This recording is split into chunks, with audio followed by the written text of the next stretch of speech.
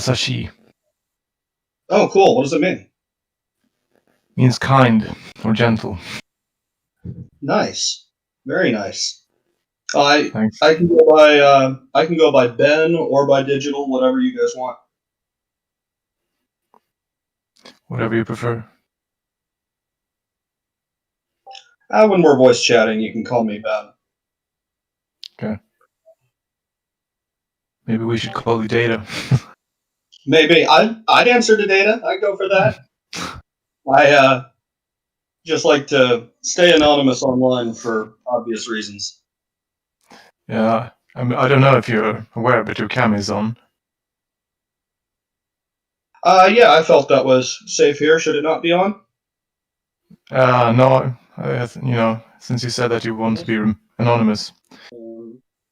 They'll have to make it so that the menu's not like this when the cams are on. I'm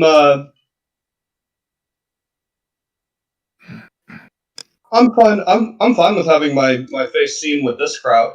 I don't feel like I'm in any danger from anyone here. Yeah, there are tons of other people here as well, so like feminists and curious people and infiltrators and lots of different people. Fair enough. I guess I should go by Data then.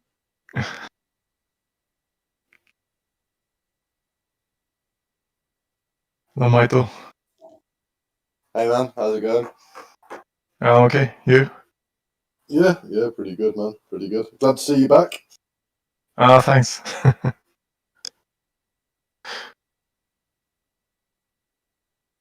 Have we not started yet? No, I don't think so. Okay. Evening, everyone else is arriving. Hello. What's up, man? I'm still at work, surprise, surprise. How do you join the live streams like you do it on your phone while you're at work? Yes, mate. Oh, cool. Yeah, you always come through really clear. You must have good internet on your phone. Which is surprising considering I'm on 3.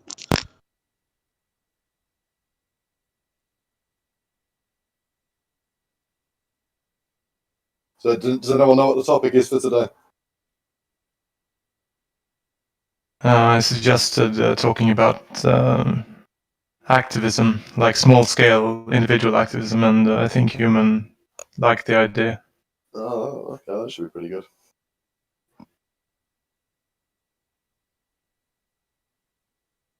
I still want to get to the topic. I suggested I think masculinity would be a really good topic because it seems to come up a lot, like just sort of what people think. Yeah, I wouldn't mind any topic, to be honest. It always seems to get into a debate over sort of either what is masculinity and what sort of things are socially enforced and that sort of that sort of thing. To me, it's personally, I find the answer to be pretty straightforward. Like, if you're a guy, whatever you are is masculine, as far as I'm concerned. And then, of course, there's the issue of historical prevalence and cultures and so on, but that's super complicated anyway, so. Yeah, I mean, the way I view it is that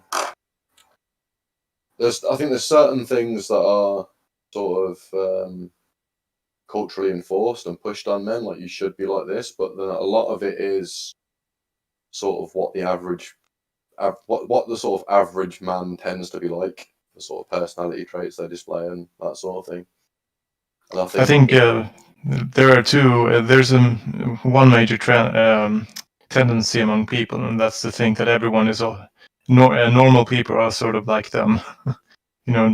A parent will tend to think that they're like normal parents, and I mean, trying to see cultural trends from inside, it's like being inside a forest and being a tree.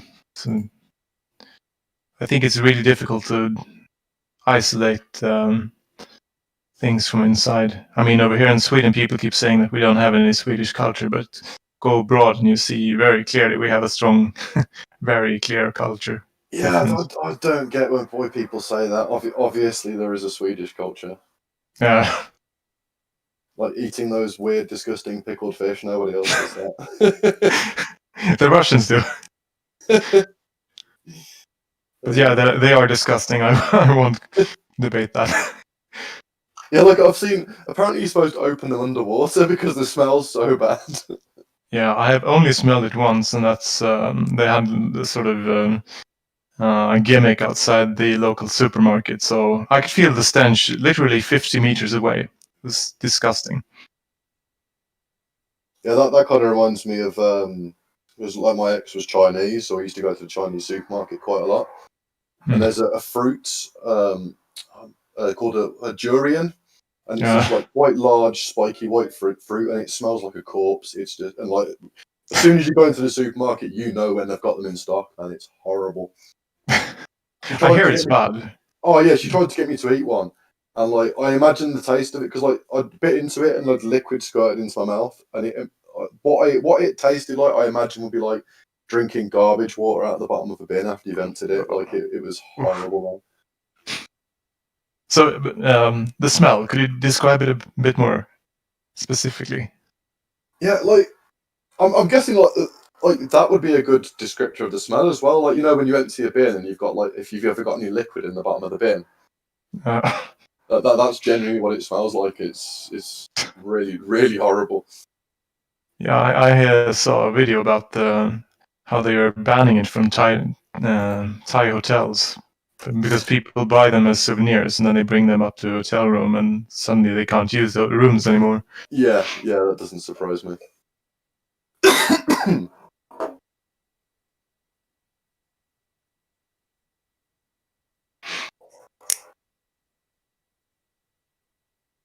How's your book going, by the way? I'd rather talk about that in private. Oh, sure, no problem. You don't want to give your ideas away. Oh yeah, that's it.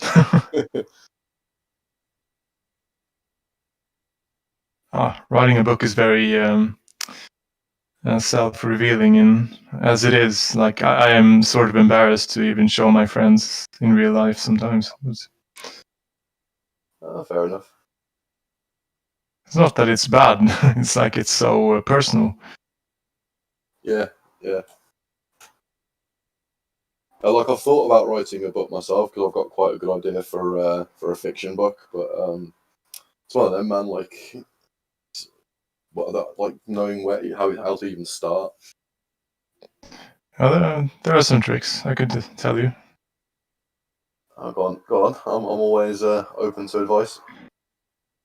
I guess. Have you written anything before? Or? No. Okay. Well, I guess there are two main strategies for people who are starting, and one is to start by making an outline, like you know what's going to happen when, and you sort of make a rough map of it, and then tie the dots together. And the other strategy is basically just jumping in and writing whatever occurs to you. Yeah. Like I mean, I did like I did a sort of very, very, very, very rough skeleton for the book, but other than that, I've not really done anything. Okay. And I've written an article before, like you know, A Voice for Men. Yeah. I wrote an article for them, but other than Nice. that's the limit of my writing experience. It's an interesting topic. There's another method called stream of consciousness, where you basically just you have a blank paper in front of you and you literally write whatever occurs to you. Like if you're thinking, hey, I have to buy milk tomorrow, that's what you're going to put on the paper then. But as you keep going further and further, you sort of get a train of thought, and you can get stuff out that is, lodged inside.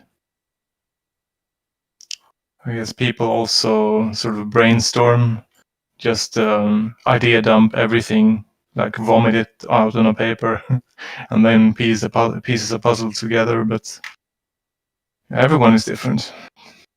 I think the important part is to have fun. I think. Yeah. Those sound like good ideas.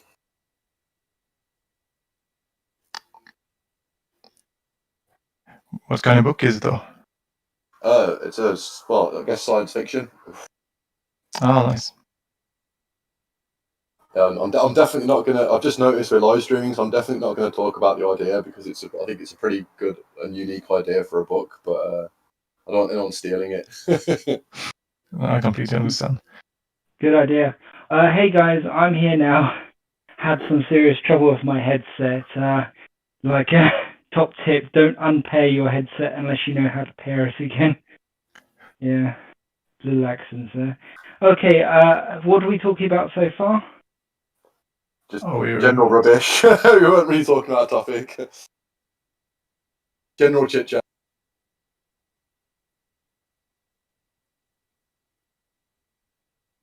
Okay, so do we want to start off with subject, or do we want to talk about activism first? Because I know there was some talk about people wanting to discuss methods of activism. Obviously, during the COVID crisis, that's going to be a little bit difficult. You can't hand out leaflets, that sort of thing. Oh, But, yeah. Going door to door with leaflets, don't recommend it. Nobody reads the things.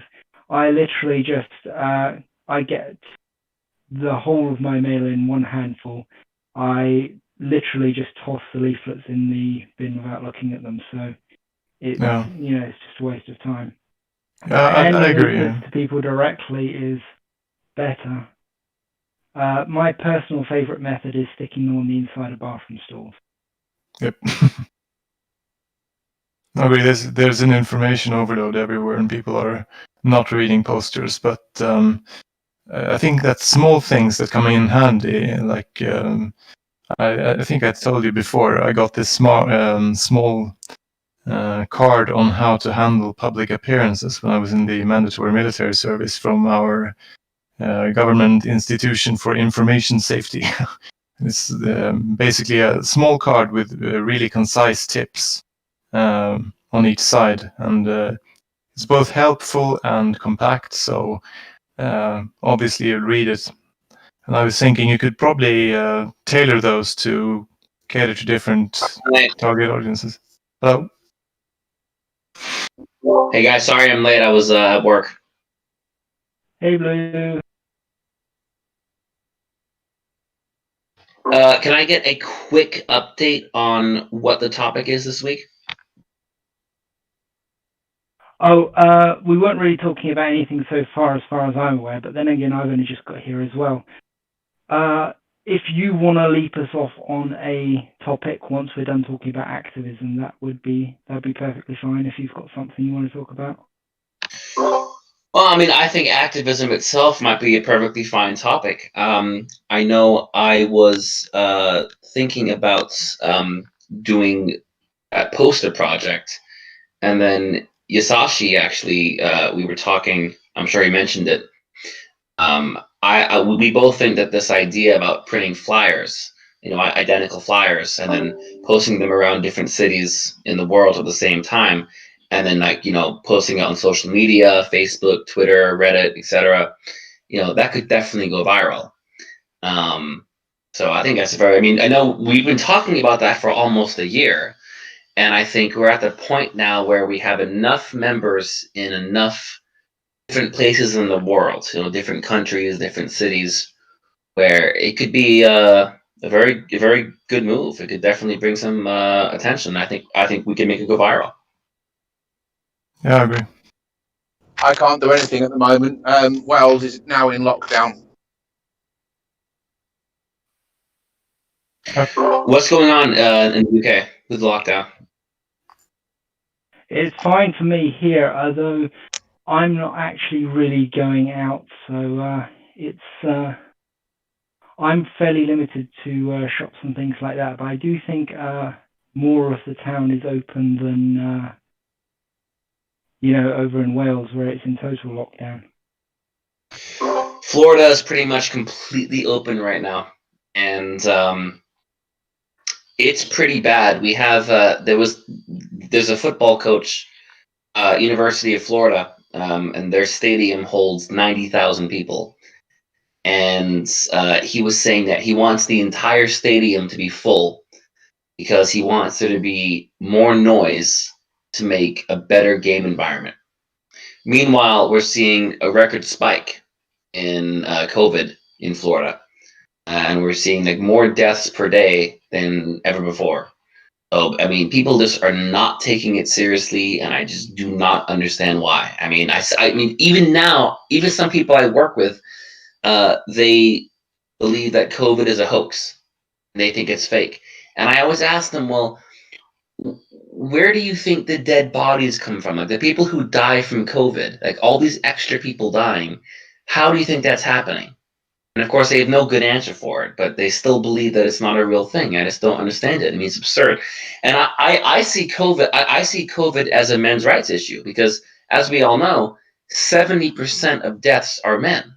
Men are more than twice as likely to die from COVID. So I see COVID as a men's rights issue.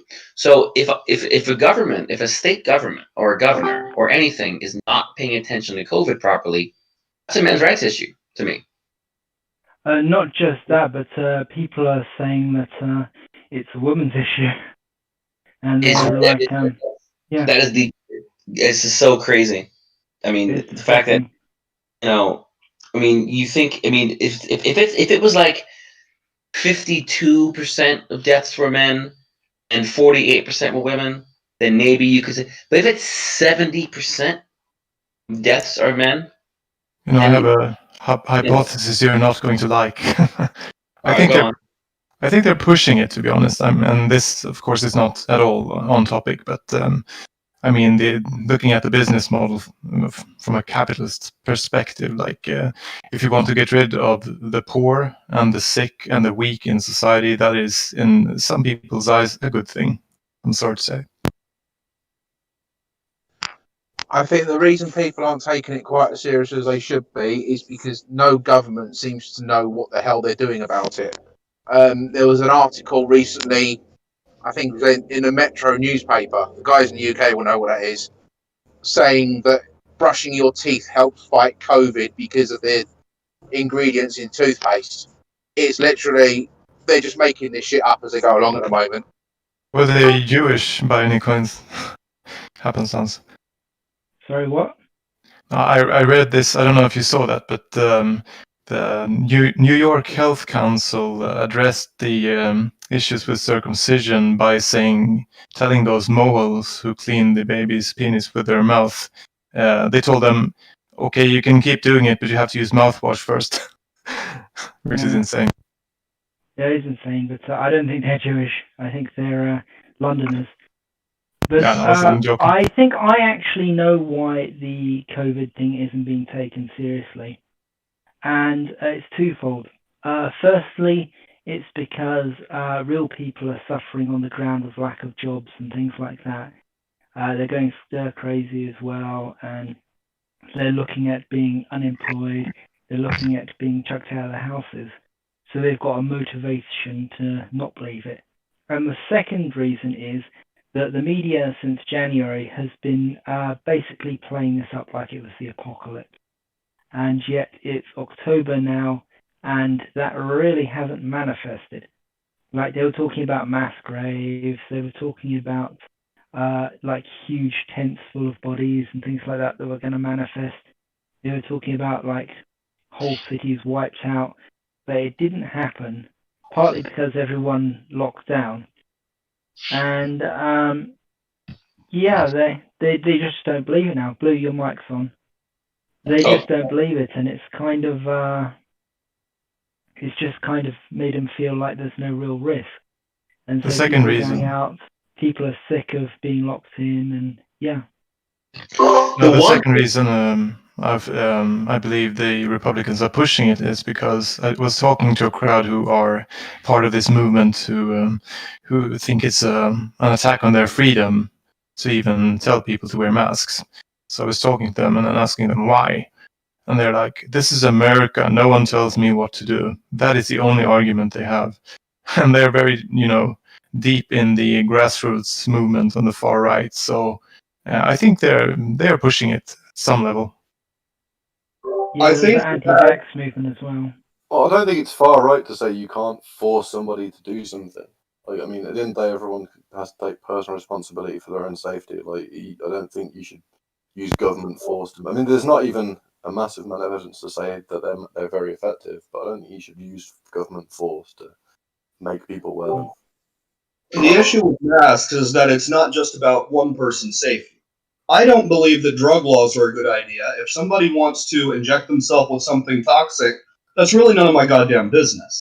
I mean, I think we should offer them, access to help and assistance if they choose to get off of that. But I don't think we should put somebody in prison just because they shot themselves up with heroin. That's ridiculous. I'm kind of leaning towards that mode of thinking.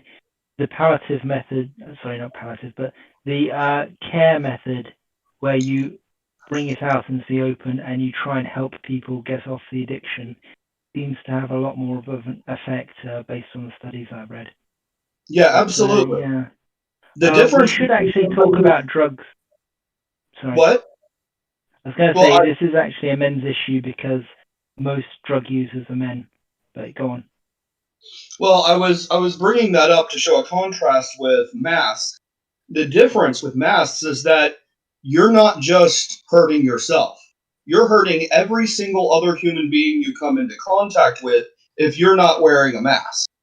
So just like it is assault to spit in someone's face, because that is getting your bodily fluids on another person. During a time of pandemic, it is a viral assault to walk around possibly infected, possibly infecting other people. Just like it is against the law for someone with AIDS to have unprotected sex with somebody who doesn't have AIDS and not tell them about the virus ahead of time. Your right to do whatever you want stops at public endangerment. Yeah, I mean, that's presupposing that A, the masks are effective, and B, that somebody wearing a mask isn't going to protect them from somebody not wearing a mask. I mean, that's supposing a lot of things that aren't actually have not actually been demonstrated, and certainly not to the point where you should be able to force people to wear them. Well, it should slow down the coughing a bit, but I think we probably should move on to an issue which has more to do with our movement directly. Because we do seem to be talking about the COVID crisis, which is something that everyone's discussing at the moment. Unless we can take an angle which is based on our movement, I think we should move on, because this live stream is meant to be about that. Yeah, I would say that you can say COVID is a men's issue. I mean, the fact that there's a virus that is killing 70% of the people that die are men. And we're seeing all these articles in the media about how women are the worst victims. What makes me concerned is, what if, when the vaccines come out, there is a program where they're already talking about that. Right, and they say my Twitter feed, yeah. And they say they give it to women first. Yes, that's exactly what they're saying. Have you seen that? Do we know if more men are dying because of some biological reason, or are more men dying because of difference in care? It's a biological reason, and it happened with SARS, it happens with MERS, it happens with influenza. Men are less responsive to flu vaccines. Men have weaker immune systems because three reasons actually. One is testosterone, one is the Y chromosome, and one is less stem cells. But Mom, both. Would you mind? It is both, but the biological reason is the biggest, and the biological reason exists for cancer mortality rates, cardiovascular mortality rates, and pretty much the vast majority of diseases. Men have a higher mortality rate when all factors are equal. But Mal, would you please link those things you're seeing on Twitter in the discussion chat part? I want to see that. So basically, people are saying that didn't you get the vaccine first? Exactly. Yeah. I should. Could you talk about the way that palliative care? Sorry, I keep saying palliative care. I'm not sure if that's the right term, but care for COVID victims who are male is deprioritized in hospitals. You had Well, yeah, confirmation of that. I did that video. Both Ireland's and the NHS had a system, a score system, where patients were given a point. They were given a score, and the higher your score, the less of a priority you were. And men were minus the point.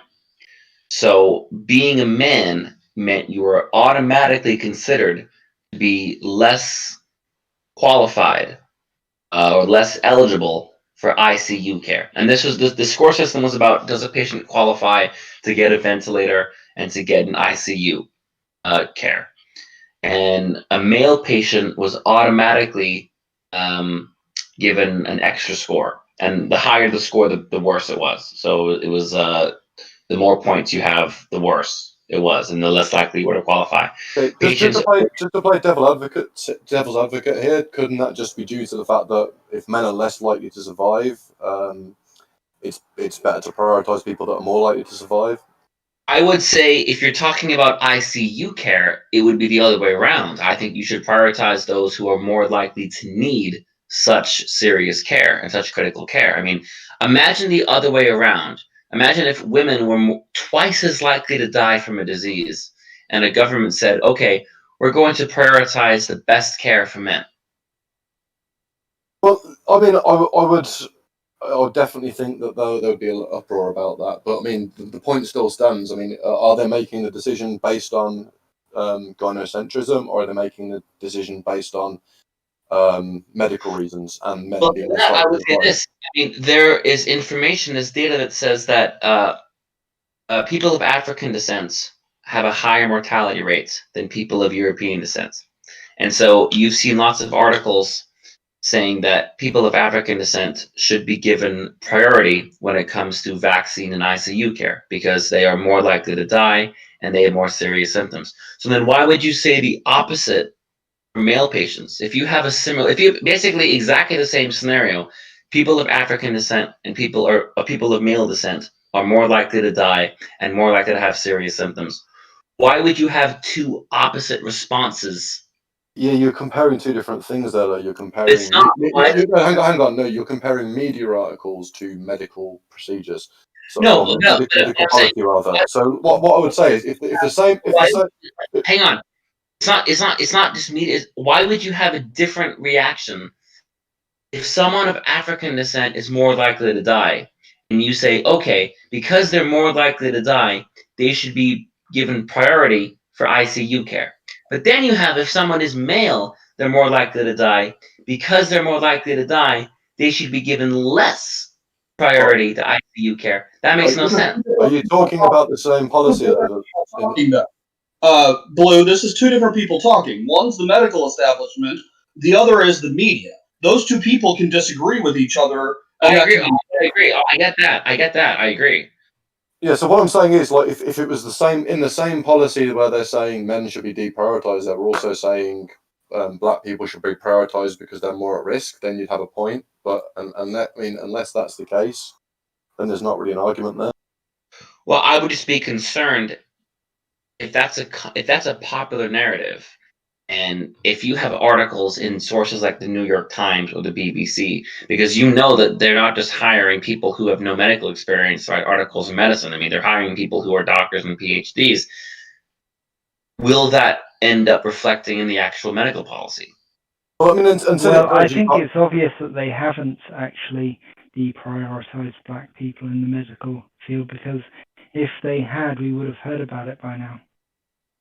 Yeah, you're probably right there. And there would have been a huge uproar. Right. So you just have the same situation where someone is more likely to die based on their demographic categorization, but two opposite reactions to it is a concern.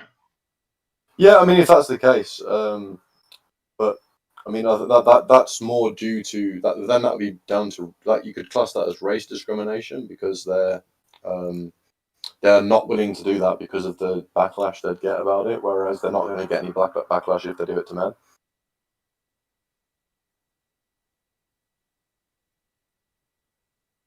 I think you're talking past each other a bit. I think Michael's point is triage, right? Triage priority, and Blues is principle. I can see both, to be honest.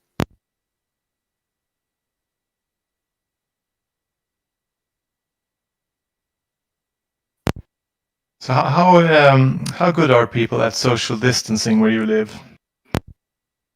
Terrible. I'm in Florida, and it's not good at all. People don't take it seriously. They don't wear masks. They shake hands. They hug each other. They go out to bars. They go to parties. They go to barbecues. The social distancing is not good in Florida, and in LA too is just as bad. I will say. In Austin, it's about 80-20. Austin, Texas, it's about 80-20. About 80% of the people I see are trying to wear their masks and social distance and stay apart. And then you've got 20% of people who are just up in your face, like, I'm going to invade your personal space just to defy this social norm kind of a thing. Here it's like you've probably seen those memes where they tell us Swedes that we have to keep 2 meters of social distancing. And then when that rule ended, they said, all right, that's good. Now we can go back to our usual 5 meters. So it's no problem here anyways. Yes, am I wrong in understanding the Swedes have basically come fully out of lockdown now and they haven't got any trouble? We haven't had a lockdown at all. We don't really have much of a trouble. But if I'm not mistaken, didn't Sweden have one? I mean, doesn't Sweden now have one of the highest mortality rates per capita? I mean, that mortality rate stat is entirely pointless because one, it only reflects how good you are at testing, and number two, secondly, it reflects how honest you are. I mean, if you Well, don't. no, I mean, it doesn't. I mean, with respect, it doesn't reflect how good you're testing. I mean, if people are dying more, people are dying more. Yeah, but you never know why they're dying. Like you have Russia, for example, where people are contesting the claims, so their death toll, and India isn't really testing at all, and China has been known to lie. So I think that people keep flating back and forth about how. Then that means that you're suggesting that Sweden has a very high number of false positive tests. No, I'm saying it reminds me of a map I saw of Europe that showed the gun density, and Sweden had the highest gun density, and that's because people were really good at registering it. And I mean, I don't know what the actual case is out in the world. You're suggesting that other countries in Europe are underreporting deaths from COVID. It's a very complicated topic. Like, the testing is often done on critical patients here. You don't test everyone, so you have a proportion that's higher that's going to die, right? And if you're not testing everyone, then it's not just about proportion. I mean, it's about total number of deaths too, relative to the population. So yeah, but even there you have systems that are entirely different. Like in the US, they have the system of attributing a death to COVID if there's even one symptom on that long list of symptoms. Whereas it could be something entirely different, like normal flu or whatever, because people keep dying every year as it is. So I think also there's a significant difference in how they record deaths in Sweden from COVID than, let's say, Norway. I have no idea. I mean, from what I know, the practices seem to differ all over the world, and the Italians got a lot of heat because of their bad systems at first, and then they shaped up and now they're good. So I think even inside Europe we have a huge variation, but one thing is clear, and that's that the WHO general, I don't know what the name is, the general chairman, he gave us, he commended us basically, and on our strategy. We've never had a lockdown. People are it's the same issue or the same sort of proportion of deaths here. The minorities that are dying are disproportionately dying because they have higher smoking habits and less higher obesity rates and higher rates of ignoring the risks and higher rates of not accepting social distancing. The So smoking thing has kind of been disproven, though, because when you compare China to Italy, it was an argument that the reason why men are dying more of COVID is because they smoke more, and they saw China where men smoke at about 50% of the rate, and women only smoke at 2% of the rate. But then they compared it to Italy, where men smoke at about 30% and men smoke at about 20%. But the mortality rate difference between men and women wasn't any different. So smoking has actually kind of been debunked as a significant factor in COVID mortality. what I remember reading was alveolar factor, the small bubble in the lungs that sort of they get clogged and shrink when you smoke, and people who get that COVID in the very worst form, they sort of drown in their own slime because it goes into their lungs, and that I think that was what they were talking about. But I have no idea. All I know is that things are going pretty well over here, at least. I think you can't really draw too many conclusions yet because we don't really know what the end result of all these different policies are going to be. So it's very hard to say whether one policy is better than another until we're through it. Yeah. And we tally up the totals at the end. And I think also you can't really draw any conclusions to whether that doing a lockdown or not doing a lockdown was the cause of more deaths in an area because they could have worse medical care. They could be worse at getting people to hospitals. They could be more rural areas where there are less hospitals in certain countries. There's so many different factors involved that you can't really just say because one country's locked down and one country hasn't, that the death rate's a good measure of which one did better. And also we have an entirely different infrastructure here. Like we have tons of people working from home, and we have we already have that sort of system set up pretty well. So, the government didn't actually make that decision based on a health criteria. They made it on an economic basis because they said it's difficult to tell what the death toll will be from COVID, but if we close down the economy, we can definitely tell what the damage will be. So the reason and rationale behind not closing down Sweden was economical and not scientific, related to COVID. Well, I think you got to weigh worth both. noting the pollution is different. Yeah, pollution might play a big role in, over China, the pollution is really bad, but Italy probably not so much.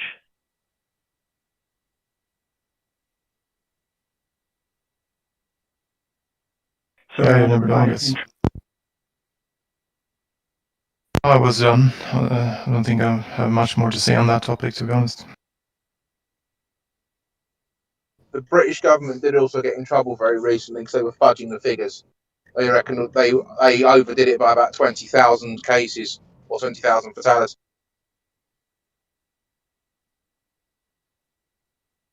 In the US, they intentionally skewed the systems in the hospitals to be able to keep staff on because there's a government fund that gives you money if it's a COVID death.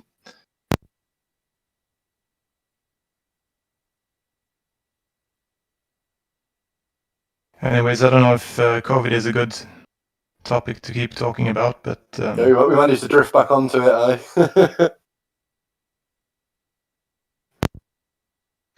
Something I saw on the Ask Feminist subreddit. Someone was posting about how 95% of workplace deaths are men. And the top commented response was saying, well, it's not really a gender issue, it's actually a class issue because it's mostly low-income men. Okay, but that doesn't change the fact that it's low-income men. There is still that gender factor to it. It's still the vast majority of workplace deaths are men because regardless of the class, it's still men as a gender who are expected to work those kinds of roles. And something I've thought about is in countries where men have a higher pension age, those jobs are causing extra deaths. And if a man is unable to retire at, let's say, 60, and he has to retire at 65 instead, those extra 5 years are the most dangerous because when he's that old, that's when doing a physical is the most dangerous. So men's higher pension age is literally killing them in many cases.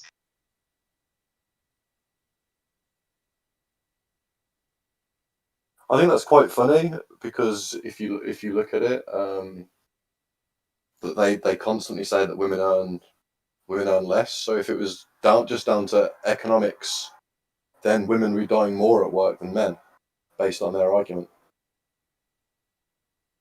So obviously, gender is the main factor. Like, trying to put it down to economics is stupid. Well, as someone who does one of the 10 most dangerous jobs in the UK, if any feminists want to come and take over for a couple of weeks, I'll be happy to have some time off. What do you do? I really can't understand how you can stand going into those subs. They are literally toxic. Well, I mean, they have tens of thousands of daily users, and people read it. You know, teenage girls go to those subs, and that's what they learn from. So you have to address them. Sure.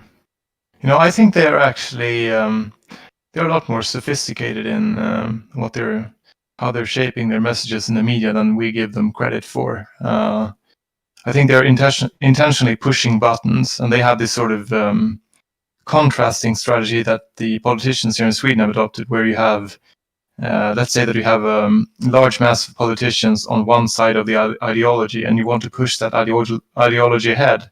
You have a few outliers who are super extreme, then you have a few that are conservative, and then the broad mass in the middle who always profits because, by contrast, they look more reasonable. And I think they're doing that. Wasn't it that one Swedish feminist who come up against Jordan Peterson on Norwegian TV, and she got absolutely destroyed? Yeah, I saw that. That was quite funny. Yeah, she's the minister for the neoliberal party. So she's not exactly a feminist ideologically. She's on the opposite side. She was a feminist, like she outright said it. So maybe you're thinking of something different. No, everyone here, you can't say you're not a feminist if you're a politician in mainstream in Sweden. You'd get fried, crucified. Yeah, but I mean, she was spewing out all the standard boilerplate feminist talking points as well. I mean, she sounded like pretty much a cookie cutter feminist. Yeah, So that's her how- job though. I mean, when you said that you can't not say you're a feminist if you're a Swedish politician, but do guys ever talk amongst themselves like we do? I mean, is there kind of an awareness in society in Sweden that things are not quite the way feminists say? Yeah, sure.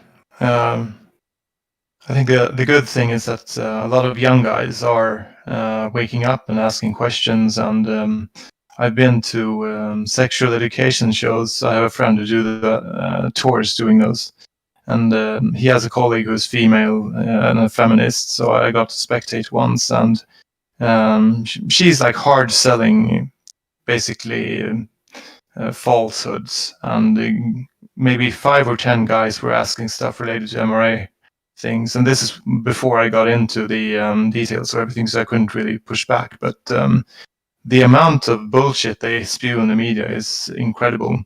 But they get away with it because basically, when it comes down to it, it's I don't remember who said it, but it's a sex thing. Like if you object and your girlfriend finds out, then you are sleeping on the couch, basically. And I have a friend. I mean, he's a Mensa member.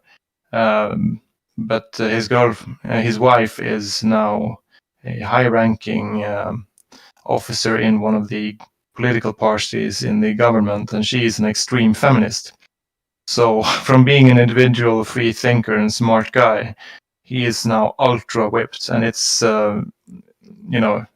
it is embarrassing. But that is what happens to most guys. When we're alone, yeah, we talk about it, but a lot of guys are afraid to speak up, and it's kind of sad, to be honest. I think it's probably also because we do have research saying that extra privileges for women are considered equality. like just straight out. If women aren't getting special treatment over men, it's considered inequality against them. It's just the way it is.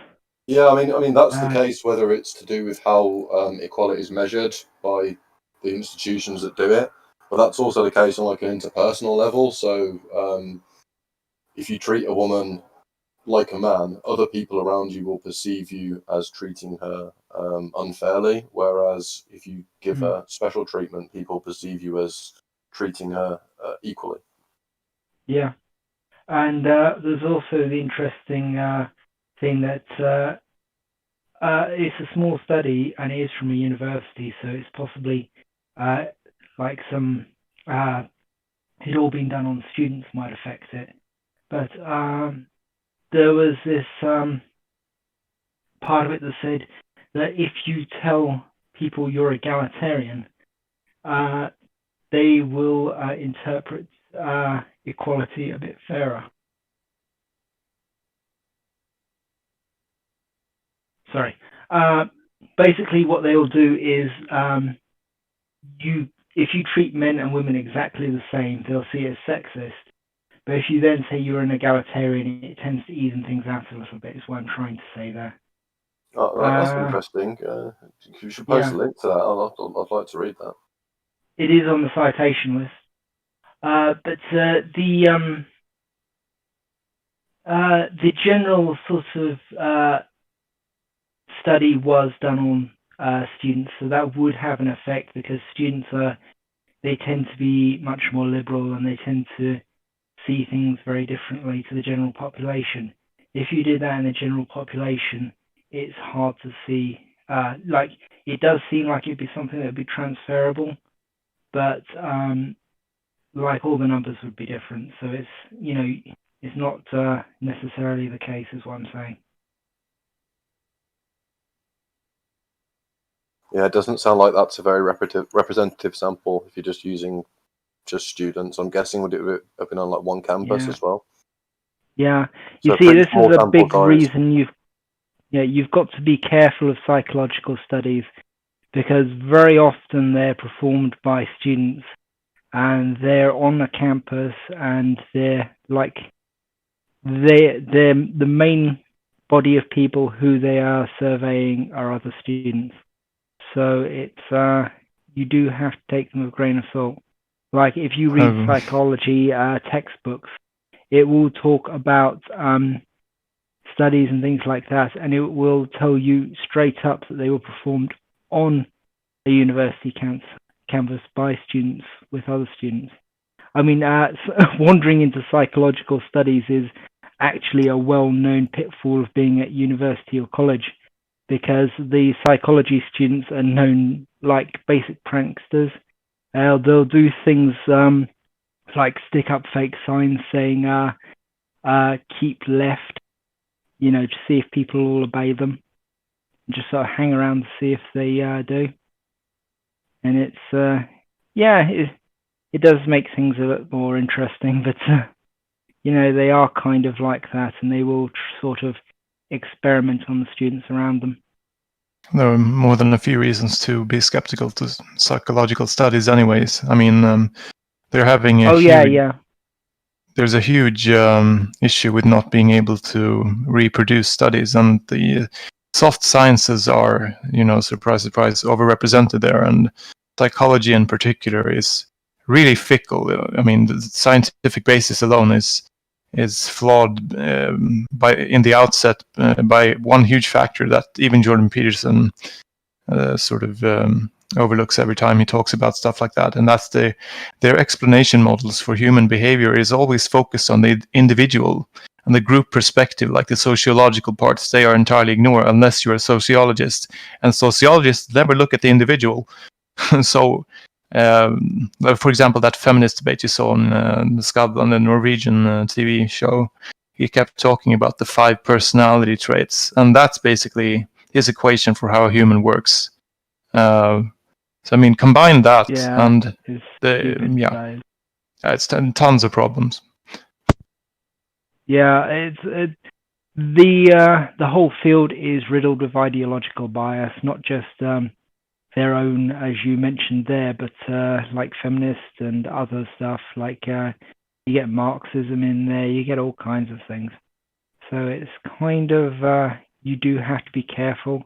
I mean, we have actually reviewed some very interesting studies. Like there was one that I've mentioned a few times on here, which is the one where they were trying to define if feminists were man-haters or not. I think we talked about that last time.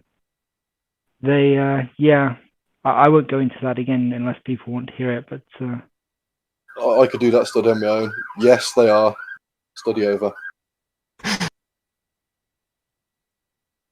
I think your equality alarm was going off in the background there. Was that the thought police turning up behind you? Well, I mean, social constructivism is a mental toxin in itself, and that is what they base most of their so-called science on. So, yeah, there's an awful lot of that sort of stuff. If you go on any page to do with men or anything like that, you'll find them on Wikipedia. You'll find them riddled with these really weird papers. And if you look through the citations, you'll often find that they're based on conversations with Michael Flood, annoyingly enough. did you see that? I don't know who posted it. It was yesterday or 2 days ago. Some organization claiming to be mathematicians talking about how